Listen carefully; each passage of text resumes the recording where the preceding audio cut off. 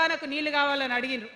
ఇవాళ మరి 10 ఏళ్ళ అధికారం ఉంటే పాలమూరు రంగారెడ్డి ప్రాజెక్టు కోసం 10 ఏళ్లలో ముందుకు పోతలేదంటే ఎవరన్నా తెలంగాణ పట్ల ప్రేమ ఉంటే, పాలమూరు పట్ల ప్రేమ ఉంటే, కృష్ణా నీళ్లు వాడుకోవాలంటే మన కేసీఆర్ అయి ఉంటే ఆ పాలమూరు రంగారెడ్డి ప్రాజెక్ట్ కాడ కుర్చేసుకొని అది కట్టిస్తుండే.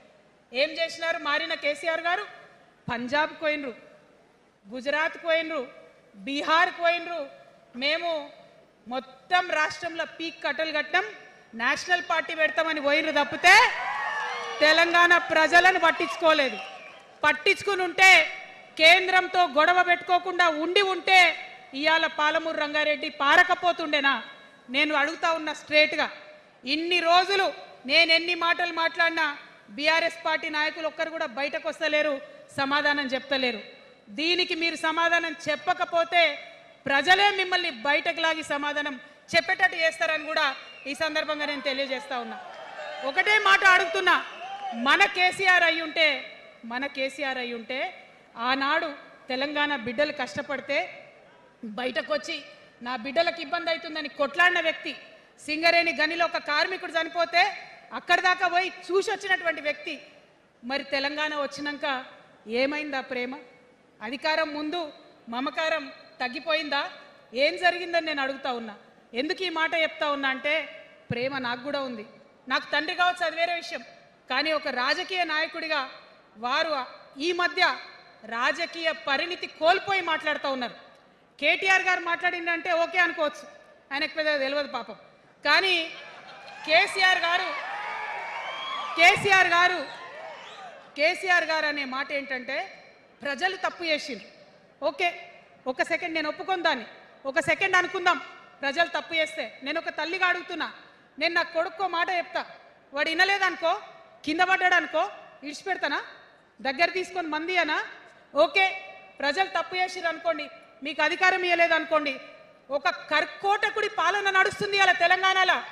ఇబ్బంది పడుతున్నారు ప్రజలు, గోసపడుతున్నారు, ఏడుస్తున్నారు.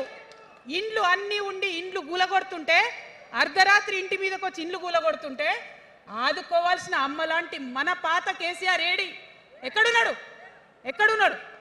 ఇది మనం అడగాల్సింది. అందుకోసమే నేను ఈ నిర్ణయం తీసుకున్నది. నన్ను పార్టీలోంచి బయటకేస్తే నేను వెంటనే పార్టీ పెట్టలే. ఆనాడు కూడా చెప్పిన, నేను ఆలోచన చేస్తున్నా, మారతారేమో అని చూసిన, పదే వేచి చూసిన. ఇవాళ నన్ను పార్టీలోకి వెళ్ళి సస్పెండ్ చేసి 10 నెలలైంది. నాకు నిజంగా మంచిగానే అయింది. ఎందుకు తెలుసా? ఆనాడు ఉద్యమకారులను ఇబ్బంది పెడుతుంటే నేను ఇంకా గట్టిగా మాట్లాడలేదు. ఆనాడు మీకు జరిగింది, ఇవాళ నాకు జరిగింది. కొత్త ఏం లేదు. కేసీఆర్ కోసం, టీఆర్ఎస్ పార్టీ కోసం, ఆనాడు తెలంగాణ ఉద్యమం కోసం ఇండ్లు అమ్ముకొని, భూములు అమ్ముకొని, ప్రతి ఊర్లో టీఆర్ఎస్ కండువా వేసుకొని పోరాటం చేసినటువంటి కార్యకర్తలు ఎక్కడున్నారు ఇవాళ? ఒక్క గుళ్ళ మెంబర్ ఇయర్ రాలేదా? ఒక్క గుడి చైర్మన్ ఇయర్ రాలేదా? తెలంగాణను వ్యతిరేకించి ఉద్యమాన్ని తొక్కిపట్టి మన మీద లాఠీలు పెట్టి కొట్టినటువంటి వాళ్ళకి తీసుకొచ్చి ఎమ్మెల్యే సీట్లు ఇచ్చి వాళ్ళ అనుచరులు వచ్చి మిడతల దండలాగా మన కార్యకర్తల మీద పడితే, తల్లి కోడి కాపాడుకున్నట్టు పిల్లల్ని కాపాడుకోవాల్సిన మన కేసీఆర్ ఏడబోయింది. వచ్చిందా ఎవరికన్నా పదవులు? ప్రతి సంవత్సరం రాష్ట్రం మొత్తంలో పోస్టులు నింపితే 6,000 పైచీలకు నామినేటెడ్ పోస్టులు వస్తాయి తెలుసా? అంటే 10 ఏళ్లలో 2 ఏళ్లకోసారి నామినేటెడ్ పోస్టులు వేసినా ఒక 30,000 మందికి దాదాపుగా ఏదో ఒక గౌరవం. ఏం కావాలి మనకు ఉద్యమకారులకు చెప్పండి? ఏం కావాలి? కండువా వేసుకొని పిచ్చోళ్ళ లెక్క తిరిగినందుకు, మన ఇంటోళ్ళని ఇడిచిపెట్టి తిరిగినందుకు ఇంత మర్యాద కావాలి. మా సార్ నన్ను గుర్తుపట్టిండా, మా పార్టీ నన్ను గుర్తుపట్టింది, నాకేదో చిన్న పదవి ఇచ్చిరని చెప్పుకుంటే ఒక మర్యాద ఉంటుంది. వచ్చిందా మనకు ఆ మర్యాద? ఎక్కడన్నా వచ్చిందా? ఆనాడు అవహేళన చేసిర్రు, పార్టీలకు వచ్చి మళ్ళీ అవహేళన చేసిండ్రు. అంటే ఎప్పుడైతే అధికారం వచ్చిందో అప్పుడు అమ్మతనం పోయింది, ఎప్పుడైతే అధికారం వచ్చిందో అప్పుడు మమకారం పోయింది. అందుకే అంటున్నా, ఆయన మన కేసీఆర్ కాదు, మారిన కేసీఆర్, మరబొమ్మ లాంటి కేసీఆర్. కాబట్టే ఇవాళ నేను నిలబడి యుద్ధం చేస్తా ఉన్నా. ఈ గడ్డకు ఈ తెలంగాణ రాష్ట్రానికి ప్రాణాలు అడ్డం పెట్టుకొని ప్రాణాలు అడ్డం పెట్టుకొని మన ప్రజలను కాపాడాల్సినటువంటి వ్యక్తులు కావాలి, అటువంటి సైన్యం కావాలి.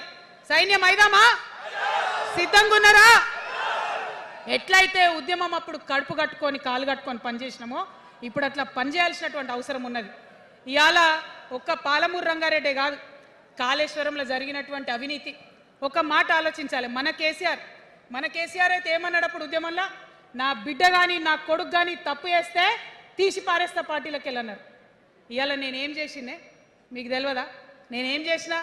కాళేశ్వరంలో అవినీతి జరిగిందన్నమాట చెప్పిన. అంటే అవినీతి జరిగిందని చెప్పిన నన్ను బయటేసి అవినీతి చేసిన పందికొక్కుల్ని పక్కన కూర్చోబెట్టుకున్నారు చూడు. అది మన కేసీఆర్ కాదు, అది మన కేసీఆర్ కాదు. కాదు, ఆత్మలేని మరబొమ్మ ఇప్పుడున్న కేసీఆర్. మన కేసీఆర్ కాదు. మన కేసీఆర్ అయితే కళ్ళెత్తి చూసే ధైర్యం ఉండకుంటుండే, కాళ్ళు మొక్కేటటువంటి తత్వం ఉంటుండే. ఇవాళ అది మన కేసీఆర్ కాదు. కాబట్టే ఎదురుగా నిలబడి కొట్లాడతా. నాతో కలిసి వస్తారా? సిద్ధమేనా? ఇవాళ బీఆర్ఎస్ పార్టీ చేస్తున్నటువంటి అనేక తప్పులు, అనేక అంశాలు ఉన్నాయి. ఒకటి కాదు, రెండు కాదు. ఇది ప్రారంభం మాత్రమే. మొదలు పెట్టినాం, జస్ట్ ఇల్లలికినాం. In front there is crocodiles festival. తర్వాత చాలా చెప్పేది ఉంది, అప్పుడు చెప్దాం. ఇప్పుడు ఏం జరుగుతుంది ఈ రాష్ట్రంలో? ఒక కర్కోటకుడు ఆయన పరిపాలన జరుగుతుంది. బాధ అనిపిస్తుంది ఒక పొలిటికల్ లీడర్ని కర్కోటకుడు అనాలంటే. కానీ అనక తప్పని పరిస్థితి. ఎందుకంటే మొన్న ఖమ్మంలో వెలుగుమట్లలో అన్ని పర్మిషన్స్ ఉన్నాయి, అన్ని కాయిదాలు ఉన్నాయి. అర్ధరాత్రి పోయి ఇల్లు కూలగొడితే ఒక నిండు గర్భిణి టెన్షన్తోని అబార్షన్ అయిపోతే ఆ తండ్రి ఏడ్చిన ఏడ్పులు, ఆ తండ్రి రోదన ఇంకా కూడా ఈ చెవులకు వినబడుతుంది. కాబట్టి ఇప్పుడున్న సీఎంని కర్కోటకుడనే అంట, హిట్లర్ అనే అంట. 2 నెలల చిన్న పాప పసికందు కుమ్మెర గ్రామంలో చచ్చిపోతే ఇప్పటి వరకు కూడా కేసు పెడతలేరు. హోంమంత్రి కూడా ముఖ్యమంత్రే, ఆయనకు తీరిక లేదు పాపం. చిన్న పసికందు చచ్చిపోతే ఇప్పటి వరకు కేసు పెడతలేరు. అందుకే అంటున్నా, కర్కోటకుడైనటువంటి సీఎం పరిపాలనలో ఉన్నాం. ఖచ్చితంగా కొట్లాడాల్సిందే. మనం ఏదైతే గురుకులాలు ఉన్నాయో వాటిలో విషం పెట్టి పిల్లల్ని చంపుతా ఉన్నారు. అయినా సరే విద్యాశాఖ మంత్రిగా ఉన్న సీఎం మాట్లాడతలేడు. అందుకే కర్కోటకుడు అంటా ఉన్నాం, అందుకే హిట్లర్ అంటా ఉన్నాం.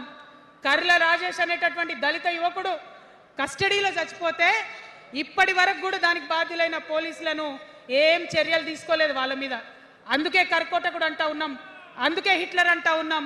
పిడికిలి బిగించి ఇప్పుడున్నటువంటి రాక్షస కాంగ్రెస్ పైన ఖచ్చితంగా కొట్లాడతాం, అందరికన్నా ఎక్కువ కొట్లాడతాం. ఇప్పుడు మనమే ప్రధాన ప్రతిపక్షం అవుతాం. 2 ఏళ్ల తర్వాత మనమే అధికార పక్షం అవుతాం. ఖచ్చితంగా అధికారంలోకి వస్తాం. ఎందుకోసం వస్తాం అంటే నేను ఒక మాట చెప్పాలి. అందరినీ మనం మాటలు అంటున్నాం కదా. We're opposing everybody, we're criticising everybody. But what is the solution? Don't oppose without propose అని కాన్షీరామ్ గారు చెప్పారు. నేను చెప్పలే, డోంట్ అపోజ్ వితౌట్ ప్రపోజ్ అని. సో నేను కొన్ని ప్రపోజల్స్ తెలంగాణ ప్రజల ముందు పెట్టాలనుకుంటున్నా. నేను ఈ 3 పార్టీలు అధర్మంతో నిండిపోయినాయి, అవినీతితో నిండిపోయినాయి, బంధుప్రీతితో నిండిపోయినాయి, కుటుంబ అవినీతి పరిపాలనతో నిండిపోయినాయి. కాబట్టి నేను ఒక ప్రపోజల్ చెప్తున్నా. ఈ 3 పార్టీల మీద ఆనాడు భగవంతుడు శ్రీకృష్ణుడు చెప్పినట్టు పాంచజన్యం, ఆయన శంఖం పేరు, యుద్ధంకి ముందు పాంచజన్యం ఎట్లయితే పూరిస్తారో మనం కూడా పాంచజన్యం పూరిద్దాం. ఒక 5 అంశాలను ప్రధానంగా తీసుకుందాం. ఆ 5 అంశాల కోసం ఇప్పుడు కొట్లాడదాం. రేపు ప్రభుత్వంలోకి వచ్చిన తర్వాత మన ప్రజలకు ఇద్దాం. ఏం అంశాలు అవి? మొట్టమొదటిది విద్య. ఇవాళ గవర్నమెంట్ స్కూల్స్ అంటే ఆనాడు కేసీఆర్ గారు స్కూల్ బంద్ చేసుకుంటూ వచ్చారు, అదే రేవంత్ రెడ్డి గారు కొనసాగిస్తున్నారు. ఎక్కడా కూడా ప్రభుత్వ పాఠశాలలలో వసతులు లేవు. వాష్రూమ్ ఉండదు, వాచ్మెన్ ఉండడు, అటెండర్ ఉండడు. పిల్లలే పోయి బెల్లు కొట్టుకోవాలి, పిల్లలే పోయి బాత్రూమ్లు కడుక్కోవాలి, మంచినీళ్ళు ఉండవు. భయంకరమైన పరిస్థితి ఉంది. నేనేమంటా అంటే గుడిని ఎంత పవిత్రంగా చూస్తామో బడిని కూడా అంతే పవిత్రంగా చూడాలి. గుడిని ఎంత పవిత్రంగా చూస్తామో బడిని అంత పవిత్రంగా చూడాలి. కాబట్టి నేను ఒక మాట అంటున్నా, ప్రతి ఊర్లో ఒక బడి ఉండాలి, ప్రతి తరగతికి ఒక టీచర్ ఉండాలి. ప్రతి ఊర్లో ఒక బడి ఉండాలి, ప్రతి తరగతిలో ఒక టీచర్ ఉండాలి. ఖచ్చితంగా అట్లా జరిగినట్టయితే ప్రభుత్వ పాఠశాలలు మంచిగా అవుతాయి. మరి నా పేద మధ్యతరగతి ఆడబిడ్డలు, మా అక్కలు అమ్మలు అనుకుంటున్నారు, అక్క మరి ఆల్రెడీ మా పిల్లలు ప్రైవేట్ స్కూళ్ళలో చదువుతున్నారు, వాళ్ళ సంగతి ఏందని. నేను మాట ఇస్తా ఉన్నా, ఇవాళ మన ప్రభుత్వం వస్తుంది, ఖచ్చితంగా వస్తుంది. ఎందుకంటే ప్రభుత్వంలో వచ్చేది మీ అమ్మ కాబట్టి, అమ్మ జేబు చూడదు, కడుపు చూస్తుంది. అమ్మ జేబు చూడదు, కడుపు చూస్తుంది. కాబట్టి మీ పిల్లలు ప్రైవేట్ పాఠశాలలో చదువుతున్నా, ఎంతవరకు చదువుకున్నా కంప్లీట్గా మీ మీద ఒక్క రూపాయి కూడా భారం పడకుండా చదివించే బాధ్యత మేము తీసుకుంటాం. అది ప్రైవేట్ పాఠశాలలు కానీ, డాక్టర్ కానీ, ఇంజనీర్ కానీ, రాకెట్ సైంటిస్ట్ కానీ మన తెలంగాణ బిడ్డలు చదువుకుంటే ఒక్క రూపాయి కూడా పేద మధ్యతరగతి వాళ్ళ మీద భారం పడకుండా ఉచిత విద్యను అందించే బాధ్యత నేను నా తెలంగాణ బిడ్డల కోసం తీసుకుంటా అని ఈ సందర్భంగా తెలియజేస్తున్నా. ఇవాళ పరిస్థితి ఏంటిది? యూనివర్సిటీలో ఉన్న పిల్లలు అంతకుముందు తెలంగాణ రాకముందు నేను చూసిన రక్తం అమ్ముకునేది డబ్బులు లేకపోతే. ఇవాళ ఏం చేస్తున్నారు? బావర్చి కాడ గిగ్ వర్కర్ లెక్క గోడ మీద కూర్చొని వెయిట్ చేస్తున్నారు. అవునా కాదా? ఎందుకంటే ఆ గిగ్ వర్కర్ చేస్తే అంతో ఇంత పైసలు వస్తాయి, పేరెంట్స్ మీద ఆధారపడకుండా ఉండొచ్చు అని. మరి యూనివర్సిటీలను పట్టించుకున్నామా? బీఆర్ఎస్లో ఉన్నప్పుడు 10 ఏళ్ళు ఒక్క రూపాయి కూడా ఇవ్వలేదు యూనివర్సిటీకి. ఆ యూనివర్సిటీ మిత్రులకు, పాఠశాలలో ఉన్నటువంటి వారందరికీ నేను ఒకటే ప్రపోజల్ చేస్తున్నా, మీరు ఎంత చదువుకుంటారో చదువుకోండి, ఒక్క రూపాయి కూడా మీ మీద భారం పడకుండా చదివించే బాధ్యత తెలంగాణ రాష్ట్ర సేన తీసుకుంటుంది. ప్రైవేట్ పాఠశాలలు కూడా బాగుంటాయి, ప్రభుత్వ పాఠశాలలు కూడా బాగుంటాయి, కానీ భారం తల్లిదండ్రుల మీద పడదు. అది మీ అమ్మ ప్రభుత్వంలో జరగబోతుందని, మీ తల్లి ప్రభుత్వంలో జరగబోతుందని మీకు మాటిస్తా ఉన్నా. సెకండ్, మనకేమవుతుంది? మన తెలంగాణలో పేద మధ్యతరగతి ప్రజలకు ఏమవుతుంది? ఎవరన్నా ఇంట్లో రోగం వస్తే, ఒక యాక్సిడెంట్ అయితే ఇల్లు గుల్లవుతుంది. అందుకే ఆలోచన చేసి వైద్యం గురించి ఒక నిర్ణయం తీసుకున్నా. మన రెండో అంశం పాంచజన్యంలో వైద్యం కోసం అనేక అగచాట్లు పడుతున్నారు, అనేక ఇబ్బందులు పడుతూ ఉన్నారు. నేను ఒకటే మాట ఇస్తా ఉన్నా, ఏ రోగమన్నా రాని, ఎంత పెద్ద హాస్పిటల్ అన్నా కానీ, మన తెలంగాణలో మన జబ్బు ఎక్కడ తగ్గుతుందో అక్కడ మీ జేబులకెళ్ళి ఒక్క రూపాయి ఖర్చు కాకుండా ఉచిత వైద్యం అందించే బాధ్యత మేము తీసుకుంటా ఉన్నాం. ఉచితంగా విద్య ఇచ్చి, ఉచితంగా వైద్యం ఇచ్చినాక నా తెలంగాణ బిడ్డల మీద నాకు నమ్మకం ఉంది. మనం కష్టపడే బిడ్డలం, మీరే పైసలు సంపాదించి ఇస్తారు, మీరే రాష్ట్రాన్ని ముందుకు తీసుకుపోతారు. అవునా కదా? ఉచిత విద్య, ఉచిత వైద్యం మన రెండు అంశాలు పాంచజన్యంలో. మూడవది వ్యవసాయం. మా రైతన్నలు ఉన్నారు, మా రైతన్నలు ఎంతో కష్టపడి మరి పంటలు పండించి చెమటలు కక్కి మనందరికి అన్నం పెడతారు. మీ అందరినీ నేను కోరేది ఒకటే, ఇవాళ అందరూ అర్రాస్ పాట పాడినట్టు నీకు ఎకరానికి ఇంత ఇస్తా అని చెప్పి మాట్లాడుతున్నారు తప్పితే మనకున్న కష్టం ఎవరైనా తీరుస్తున్నారా? ఏం కష్టం ఉంటుంది రైతుకి? భూమి కష్టం ఉంటుంది, చెప్పుకోవాలి. భూమి మీద దాని ఇబ్బంది ఉంది. ఎంఆర్ఓ ఆఫీస్కి పోతే మనని ఎవడన్నా రాణిస్తాడా? మాట్లాడతాడా? నీ దోతి బాగలేదు, నీ అంగి బాగలేదు,